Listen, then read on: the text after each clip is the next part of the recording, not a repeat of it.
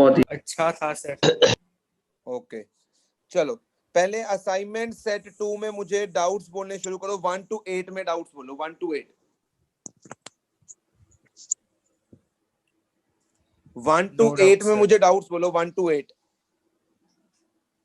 No doubt. नहीं है कोई डाउट?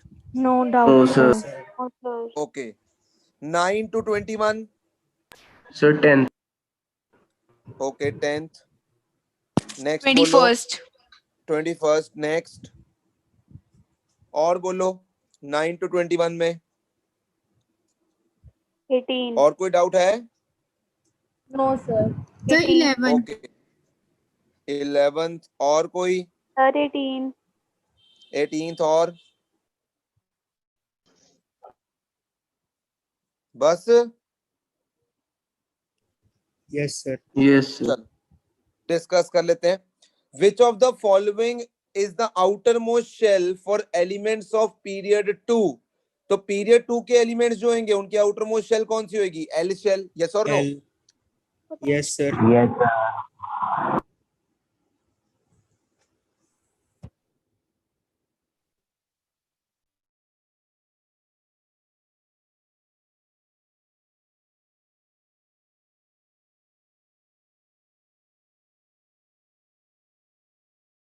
हाँ जी, अब आ रही है ना मेरी आवाज तुम्हें? हाँ जी सर। Yes sir. एक सेकेंड। तो एलिमेंट 2 के एलिमेंट्स की आउटर मोस्ट शेल कौन सी होगी? खुद सोचो। एलिमेंट 2 में कोई भी एलिमेंट होगा तो वो सिर्फ दो ही जो है उसके मतलब 2,1 कह लो, 2,2 कह लो, 2,3 कह लो, उसमें दो ही शेल्स होंगी। और आउटर मोस्ट शेल कौन सी होगी? L shell. यस और नो? Yes sir. तो outermost shell second period elements के लिए कौन सी होगी? L shell. Next, which one of the following element exhibit maximum number of valence electron? तो किसमें सबसे ज्यादा वैलेंस इलेक्ट्रॉन होंगे? तो मैं कहूंगा फोस्फोरस में होंगे, क्योंकि कितने इलेक्ट्रॉन्स होंगे? 2,8,5। 5 वैलेंस इलेक्ट्रॉन्स हैं फोस्फोरस में। अगर सिलिकॉन की बात करेंगे तो इसमें केवल 4 है, एल्यूमिनियम में केवल 3 है, और सोडियम में केवल 1 इलेक्ट्रॉन है वैलेंस। यस और no? Yes sir. Yes sir. बोलो क्लियर है? Yes sir. 18th क्वेश्चन में कह रहा है arrange the following elements in order of their increasing non metallic character. तो मेरे पास एलिमेंट्स हैं लिथियम। देखो मुझे पता है पीरियड में नॉन मेटेलिक कैरेक्टर बढ़ेगा, तो सबसे कम तो होगा लिथियम का। लिथियम के बाद आएगा बेरिलियम, बेरिलियम के बाद आएगा कार्बन, कार्बन के बाद ऑक्सीजन, और ऑक्सीजन के बाद fluorine. This will be the increasing order of the elements. तो कौन सा ऑप्शन सही आ रहा है? B. B option is the correct option. देख लो जिसको भी डाउट था क्वेश्चन नंबर 18th में, बोलो। यस सर, आ गया समझ। क्वेश्चन 21st में किसको डाउट है? सर 21st में नहीं था, 29th में था, वो गलती से लिख दिया था। कोई बात नहीं, अगर किसी को 21st में भी है तो पूछ लो। बोलो किसी को है डाउट 21st में? नो। 22 to 33, तो 29 एक डाउट है। और 22 to 33 बोलो अपने डाउट्स। 22 to 33, 22 to 23 कोई है डाउट? बोलो। No sir. No sir. No sir. तो 29th क्वेश्चन जो है, in Mendeleev's periodic table the elements were arranged in increasing order of the atomic masses. ठीक है। However, cobalt with atomic mass 58.93 was placed before nickel having atomic mass 58.71. Give reasons for the same. गान्या, इसका कारण ये था कि Mendeleev ने जब elements को अरेंज करना शुरू किया था ना, तो उसने ज्यादा स्ट्रेस उनकी केमिकल प्रॉपर्टीज को दे दिया था। मैंने बताया था ना, मेंडलीव ने अपने टेबल को दो बेसिस के ऊपर अरेंज किया था। एक तो केमिकल प्रॉपर्टीज कि एलिमेंट ऑक्साइड्स और हाइड्राइड्स कैसे बना रहे हैं, दूसरा इंक्रीजिंग एटॉमिक मास। तो जब उसने एलिमेंट्स को अरेंज करना शुरू किया तो उसने केमिकल प्रॉपर्टीज को ज्यादा प्रायोरिटी दे दी थी, इसलिए उसने कोबाल्ट और निकल की पोजीशन को क्या रख दिया था? गलत रख दिया था। Okay sir. क्लियर है? Yes sir.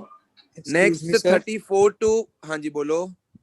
Sir 30th question में एक बारी मेन की पॉइंट्स बता दो, आंसर में क्या लिखेंगे? Hydrogen occupies a unique position in the modern periodic table. पहला कारण है कि हाइड्रोजन की कुछ प्रॉपर्टीज मिलती हैं अल्कली मेटल से, दैट इज ग्रुप 1, और हाइड्रोजन की कुछ प्रॉपर्टीज मिलती हैं ग्रुप 17 हेलोजन फैमिली से।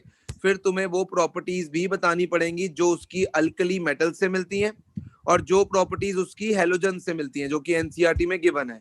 उसके बाद बोल देना कुछ ऐसी प्रॉपर्टीज है हाइड्रोजन की जो ना ही ग्रुप 1 से मिलती हैं ना ही ग्रुप 17 से मिलती हैं, इसलिए hydrogen occupies a unique position in the modern periodic table. Question अच्छा है, इंपॉर्टेंट भी है, बोर्ड के पॉइंट ऑफ व्यू से आते हैं ऐसे क्वेश्चंस बोर्ड में। Okay sir. तो तुम्हें लिखना पड़ेगा कि ग्रुप 1 की तरह, जैसे ग्रुप 1 जो है वो जिस तरह के क्लोराइड्स और ऑक्साइड्स बनाते हैं, हाइड्रोजन भी वैसे ही क्लोराइड्स और ऑक्साइड्स बनाता है। जिस तरह ग्रुप 17 के एलिमेंट्स डायटोमिक फॉर्म में रहते हैं, F2Cl2, हाइड्रोजन भी डायटोमिक फॉर्म में रहता है, दैट इज H2। क्लियर है? Yes sir. ओके 34 से लेकर 42 बोलो डाउट्स। 34 से 42। Sir, 34. 34 नेक्स्ट। 34 से 42 में और डाउट्स बोलो। हाँ जी 34th क्वेश्चन में देखो क्या गिवन है।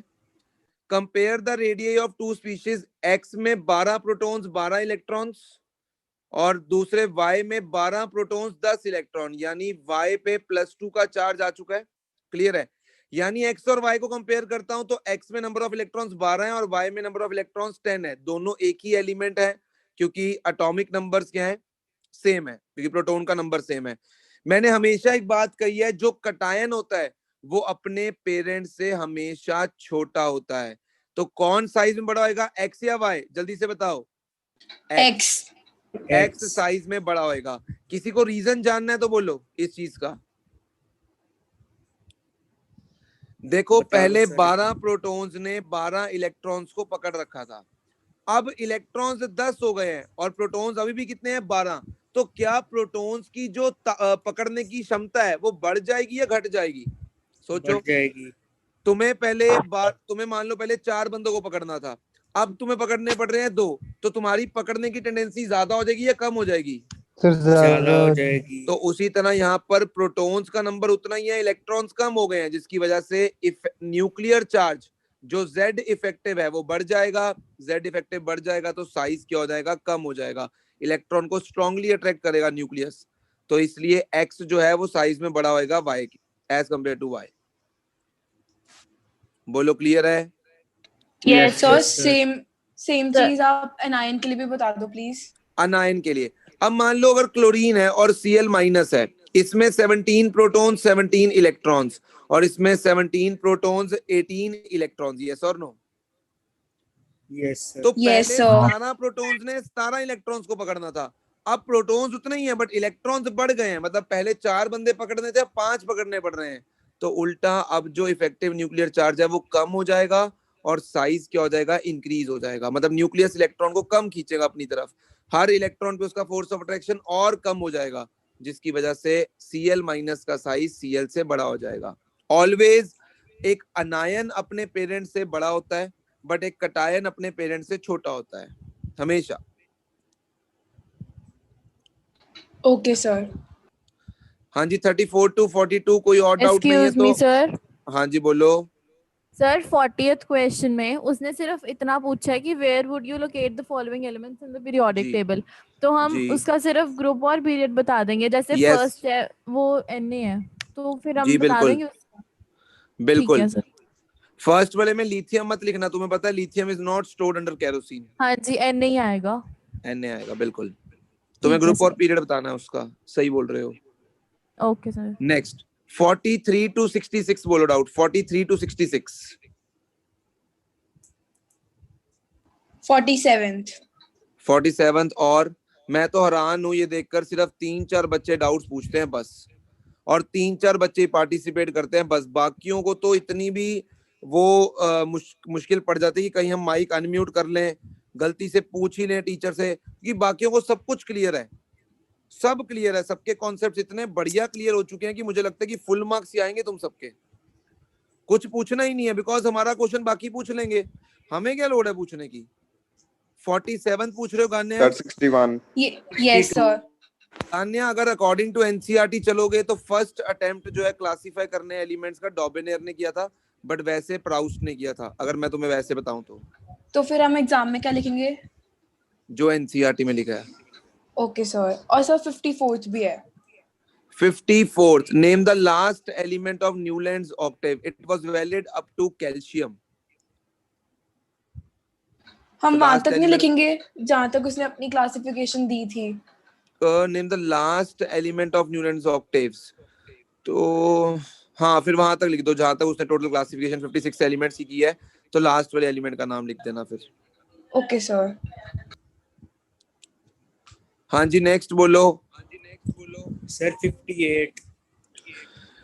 Which chemical property of an element was treated as one of the basic property for classifying elements and why? Atomic number was treated as treated as one of the basic property for classifying elements because जब atomic number के basis पे elements को range करते हैं, increasing order of atomic number, उनकी जो properties हैं वो repeat होती हैं after a fixed interval. क्योंकि atomic number से एलिमेंट की वैलेंसी के बारे में पता लगता है, उसकी कंबाइनिंग कैपेसिटी के बारे में पता लगता है, जिससे उसका केमिकल बिहेवियर हम जान पाते हैं। Okay sir. नेक्स्ट बोलो। सर हाँ जी सर 64th क्वेश्चन में हम एक तो उसकी वैलेंसी का बता सकते हैं कि उसकी अल्कली एक मेटल्स तो बता सकते हो उसकी वैलेंसी, उसके आउटर मोस्ट शेल में भी एक है, अल्कली मेटल्स के भी आउटर मोस्ट शेल में एक है। दूसरा बता सकते हो जिस तरह अल्कली मेटल्स जो हैं वो क्लोराइड्स के साथ बनाते हैं फॉर्मूला NaCl KCl, उसी तरह हाइड्रोजन के साथ भी, हाइड्रोजन भी कैसे बनाता है HCl, ठीक है। मतलब जैसे वो क्लोराइड से रिएक्ट करते हैं वैसे ही हाइड्रोजन भी उसी तरह का फॉर्मूला बनाता है। जिस तरह से वो ऑक्साइड से रिएक्ट करते हैं उसी तरह से हाइड्रोजन भी ऑक्साइड के साथ रिएक्ट करता है। जैसे वो Na2O बनाते हैं तो हाइड्रोजन H2O बनाता है। कह सकते हो एज, मतलब वो भी एक इलेक्ट्रॉन लूज कर सकते हैं और हाइड्रोजन भी एक इलेक्ट्रॉन लूज कर सकता है। तो ये प्रॉपर्टीज उसकी अल्कली मेटल से मिलती हैं। और सर हेलोजन से वो भी डिस्कस कर दो प्लीज। हेलोजन से जो प्रॉपर्टीज मिलती हैं वो है उसकी डायटोमिक फॉर्म। जिस तरह हेलोजन F2Cl2 Br2 की फॉर्म में रहती है, उस तरह हाइड्रोजन भी H2 की फॉर्म में रहता है। जिस तरह F और F के बॉन्ड जो होता है ये बॉन्ड्स काफी मजबूत होते हैं, उसी तरह H और H का जो बॉन्ड है वो भी काफी मजबूत होता है। तो जिस तरह F और F में कोवलेंट बॉन्डिंग है उस तरह H और H में भी कोवलेंट बॉन्डिंग है। तो यहाँ पर वो एक नॉन मेटल की तरह बिहेव कर रहा है। Okay sir, thank you sir. Sir 55। हाँ जी, कौन सा? Sir 55। 55। What is your observation from Newlands octaves? Newland octave से मैं ये ऑब्जर्व कर रहा हूं कि every first element resembles the property of every eighth element when elements are arranged in increasing order of atomic masses. मतलब sir उसका law ही लिख देना है? लॉ लिख देना। ये भी ऑब्जर्व कर रहा हूं कि उसने दो एलिमेंट्स को एक ही स्लॉट में रखा हुआ है। मतलब जो जो चीजें तुम्हें न्यूलैंड के बारे में पता है, राइट एवरीथिंग। Okay sir. हाँ जी, नेक्स्ट है 67 to 89। बोलो डाउट। 67 to 89। सर 74th की justification. 74 the valence electron determine the kind and number of bonds formed by an element। justify example लेके जस्टिफाई कर सकते हो। अगर मैं सोडियम की बात करूं, सोडियम का एटॉमिक नंबर 11 है, 2,8,1। अब सोडियम का जो वैलेंस इलेक्ट्रॉन है हमें ये बता रहा है कि सबसे पहले सोडियम एक आयोनिक बॉन्ड बनाएगा, बिकॉज ये इलेक्ट्रॉन को लूज कर सकता है। Sodium will form an ionic bond. अब कितने बॉन्ड्स बनाएगा?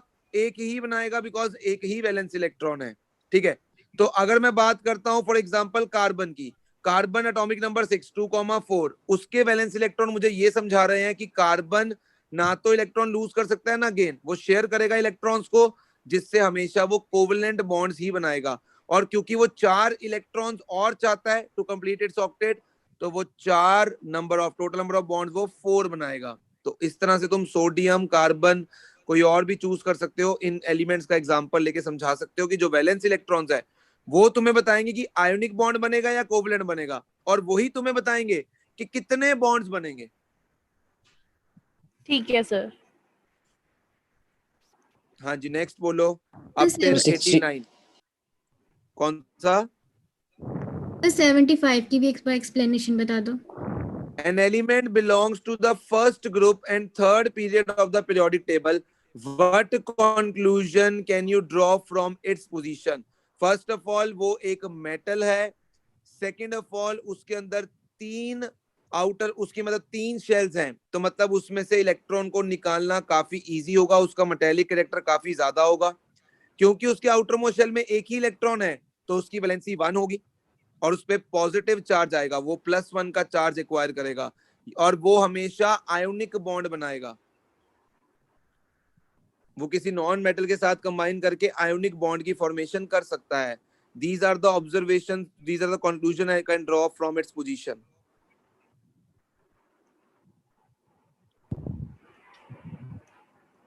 सर 89th एक क्वेश्चन सेकेंड में गान्या, सलोनी मैंने बोलना है कि तुम्हें समझ आ गया कि नहीं आ गया, कि तुमने बोलना है उसको?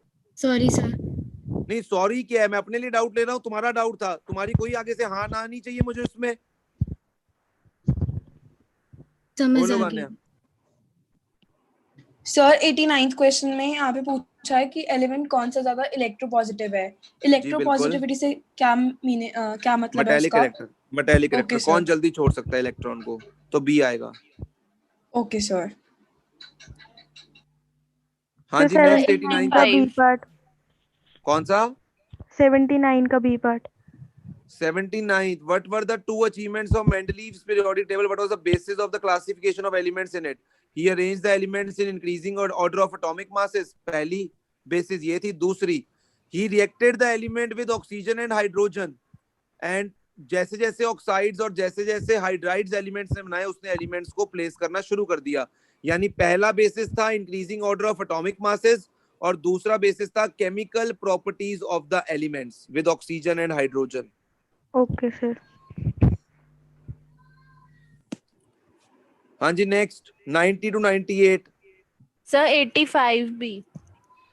85 वाइज एन, मैं अभी तमन्ना समझा चुका हूँ। आई थिंक same तुम्हारा question. कंसंट्रेशन पावर लूज हो रहा है धीरे धीरे। मैं नहीं अभी सर, समझा वही चुका same हूँ लिख देंगे कि हम। एक कटायन, एक पेरेंट अपने कटायन से हमेशा बड़ा होगा और एक जो अनायन है वो अपने पेरेंट से हमेशा बड़ा होगा। Cation is always smaller than the parent atom, अनायन is always bigger than the parent atom. अभी मैं समझा के हटाऊं पीछे। सर मैंने पूछना था, यही पेरेंट वाली बात ही हम लिखेंगे इसमें। पेरेंट वाला तुमने पेरेंट ये थोड़ी लिखना है कि पेरेंट से बड़ा होगा, तुमने लिखना है कि उसमें भाई पहले 11 प्रोटॉन्स थे, 11 इलेक्ट्रॉन्स थे। अब जब एक वो इलेक्ट्रॉन निकल explain गया कर देना तो फिर। इफेक्टिव न्यूक्लियर चार्ज बढ़ गया। इफेक्टिव न्यूक्लियर चार्ज बढ़ने से जो न्यूक्लियस और इलेक्ट्रॉन की अट्रैक्शन है वो बढ़ गई, तो आउटर मोस्ट इलेक्ट्रॉन न्यूक्लियस की तरफ आ गया, जिसकी वजह से साइज कम हुआ। ये लिखना है तुमने। ओके सर, वो ये XY वाला क्वेश्चन एक्सप्लेन करना है इसमें। एग्जैक्टली। सर हम इसी क्वेश्चन में साथ में नंबर ऑफ शेल्स की टर्म्स में भी एक्सप्लेन कर सकते हैं। कह सकते हो कि हाँ Na में 3 शेल्स थी और Na प्लस में 2 हो गई हैं, तो इलेक्ट्रॉन और नजदीक आ गया न्यूक्लियस के, तो साइज भी कम हो गया है, कह सकते हो। Okay sir. हाँ जी, नेक्स्ट 98 तक बोलो डाउट।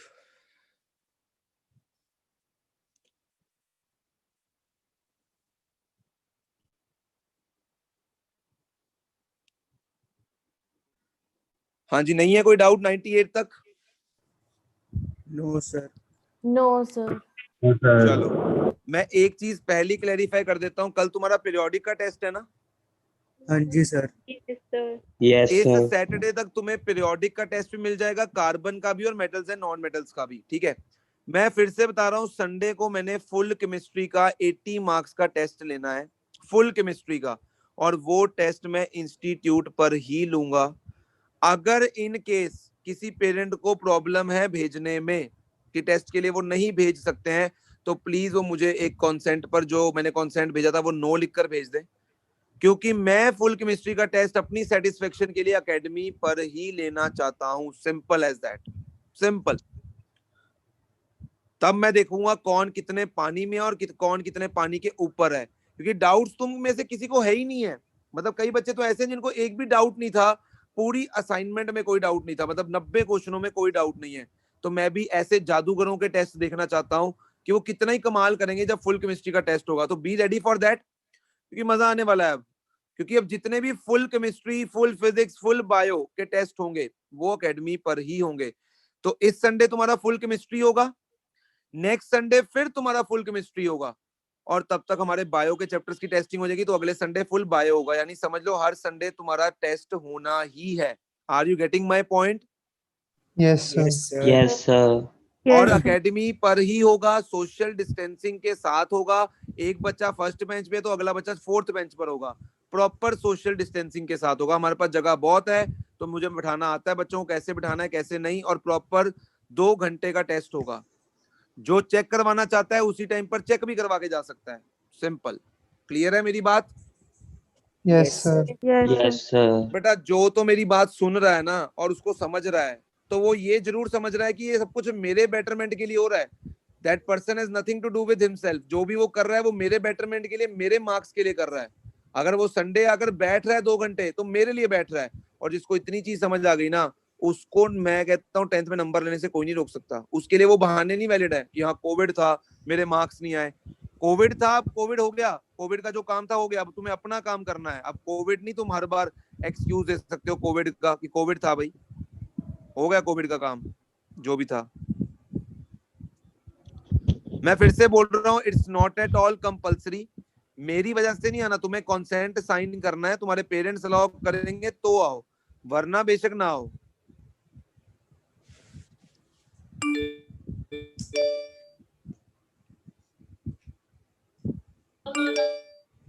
कार्बन का टेस्ट 1 सेकंड में खोल रहा हूँ, 2 सेकंड दो मेरे को।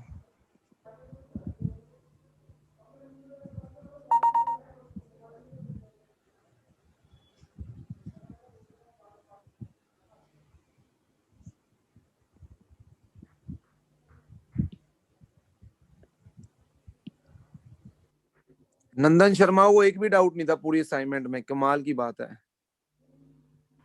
10th में पूछा था मैंने। बस एक ही डाउट था तेरे को 90 क्वेश्चनों में। चल ठीक है, संडे को बीच- पता लग ही जाएगा ना नंदन।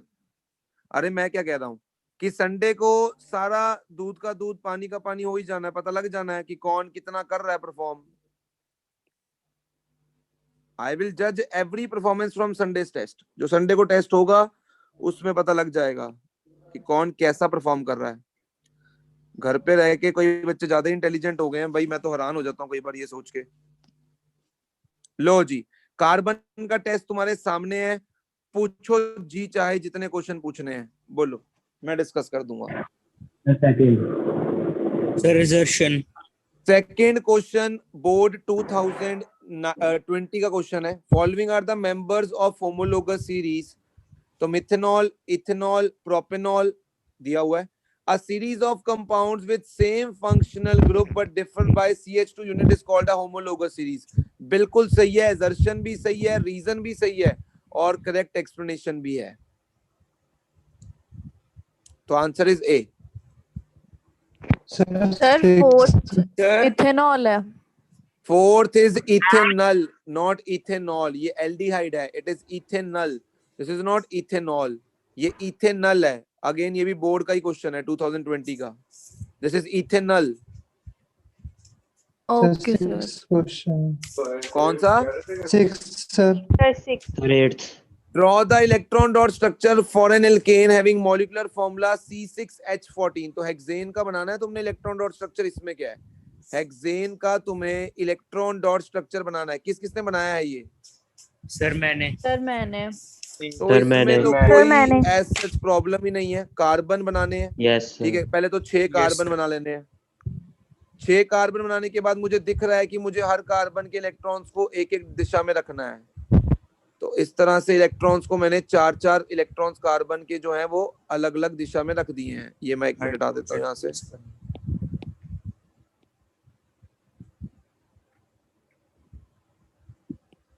तो ये कार्बन के 4-4 इलेक्ट्रॉन्स रख दिए हैं। अब हाइड्रोजन रखने हैं यहाँ पर एक एक इलेक्ट्रॉन्स के साथ। हाइड्रोजन एक एक इलेक्ट्रॉन्स के साथ। तो मैं यहीं पे दिखा देता हूँ, ये हाइड्रोजन को पहले खुश करो, उसके बाद ये वाला कार्बन, ये इसका गोला आएगा। आ रही है मेरी बात समझ? अब आगे वाले भी ऐसे ही करने हैं।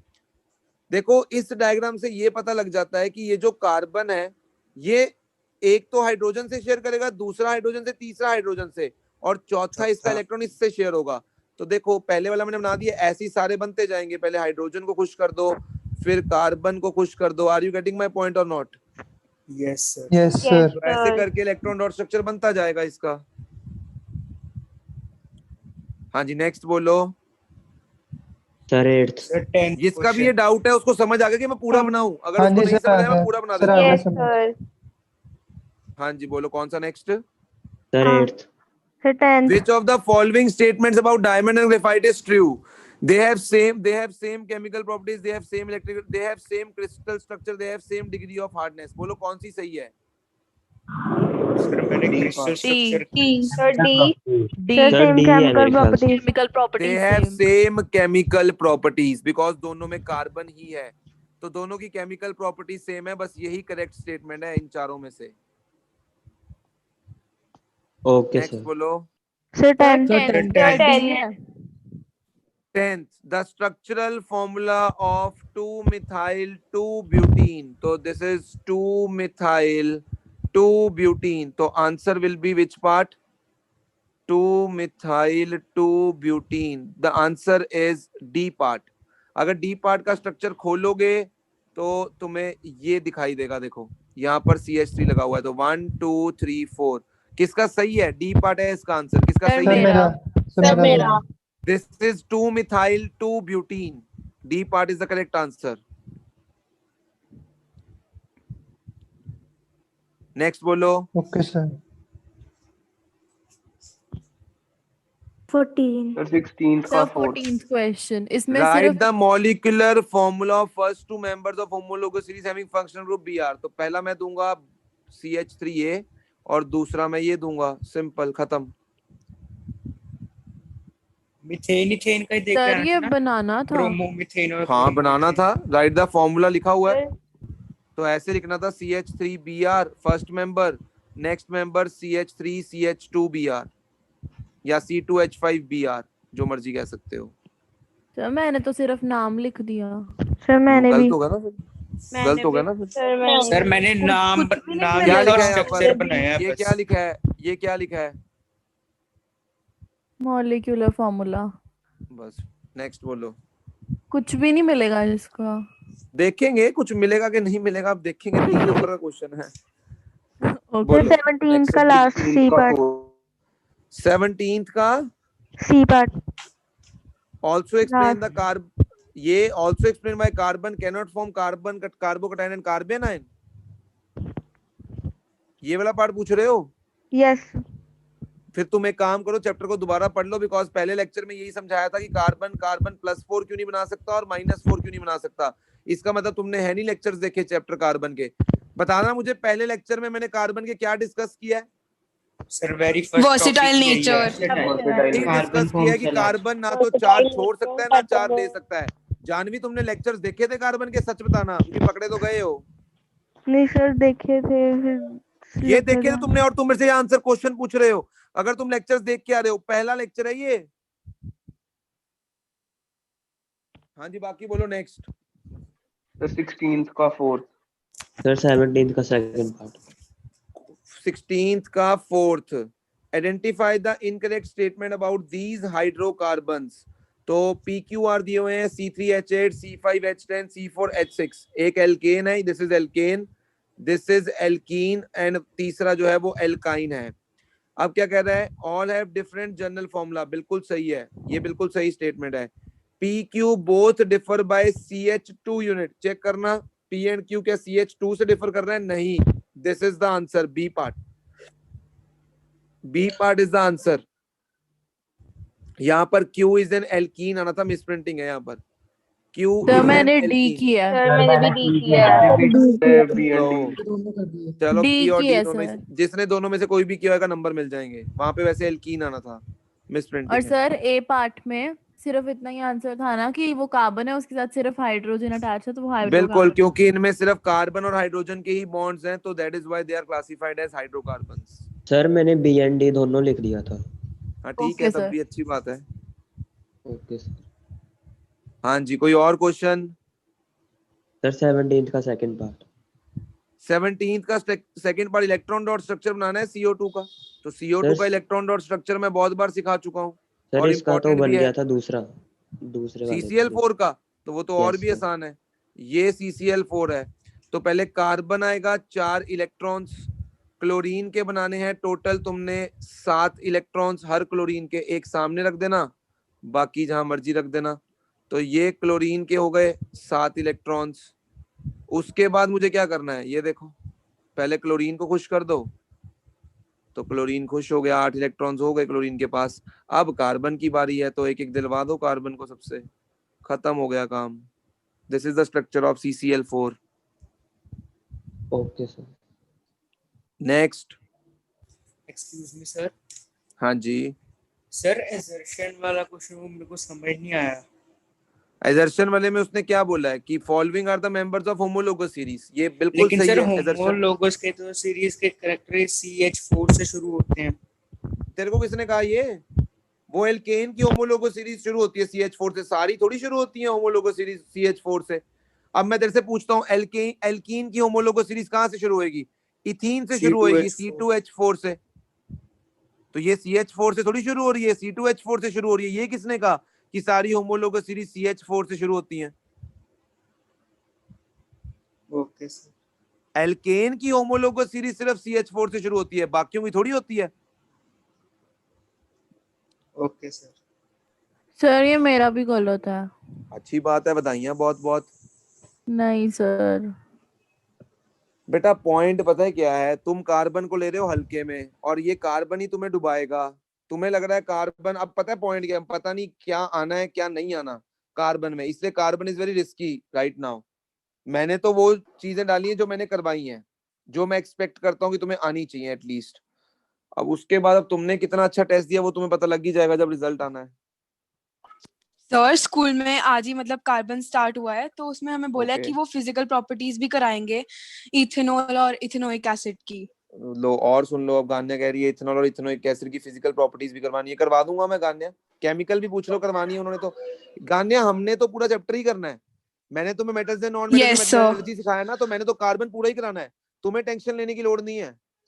जो बच्चे Okay, sir. करना चाहते हैं उन्हें तो करना ही चाहिए। मैं तो कहूंगा जिन्होंने मेडिकल नॉन मेडिकल लेना उनके लिए तो full chapter is very important, तो वो मत छोड़ो इस चैप्टर को। तो अगले संडे मैं कार्बन के ही 2 घंटे की क्लास लूंगा और उसमें एक टॉपिक करवाऊंगा पर्टिकुलर तुम्हें।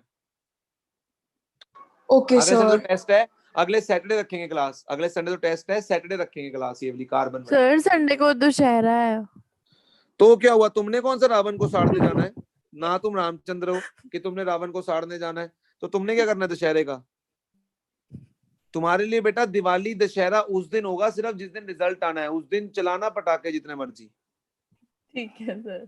फिर सैटरडे रख लेते हैं टेस्ट और संडे ऑनलाइन क्लास रख लेंगे कार्बन की। नहीं, You decide. ठीक है सर, नहीं, ऐसा सर। ठीक है। ठीक सर, है ऐसा नहीं ठीक सर। है। No sir. ठीक है sir, no Saturday sir. Test. नहीं एक नहीं मिनट, सर। नहीं मैं नो वालों से पूछना चाहता हूँ कि वो सैटरडे को कौन सी नासा में जा रहे हैं? वो उनके अपॉइंटमेंट नहीं। नासा में है सर सैटरडे को। Sunday please sir Sunday. नहीं वैसे मैं तमन्ना उनसे पूछना चाहता हूँ जो नो कह रहे हैं, उनकी कोई अपॉइंटमेंट नासा वालों के साथ फिक्स हुई है सैटरडे की? ना हाँ तो ऐसे बोल रहे हैं, बहुत बड़े बिजनेसमैन नहीं होते, मीटिंग के लिए जा रहे हो। तुम्हें चाहे जिस टाइम मर्जी बुलाया जाए, तुम्हें आना चाहिए ट्यूशन पे। कौन से काम है तुम्हें बताना मुझे जरा।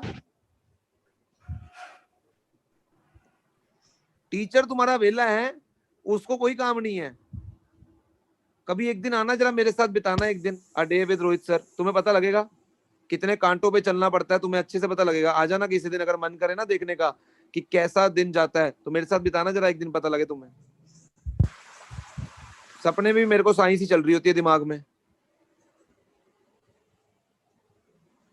हाँ ना ऐसे कर रहे हैं, पता नहीं कितनी इंपॉर्टेंट मीटिंग, जैसे दशहरा इन्हीं को बुलाना है रावण की वो मारने के लिए कि कैसे किस डायरेक्शन से तीर को छोड़ना है और कितने पटाखे उसमें लगाने हैं। इन्होंने डिस्कशन करने जाना है वहां पर दशहरा कमेटी में।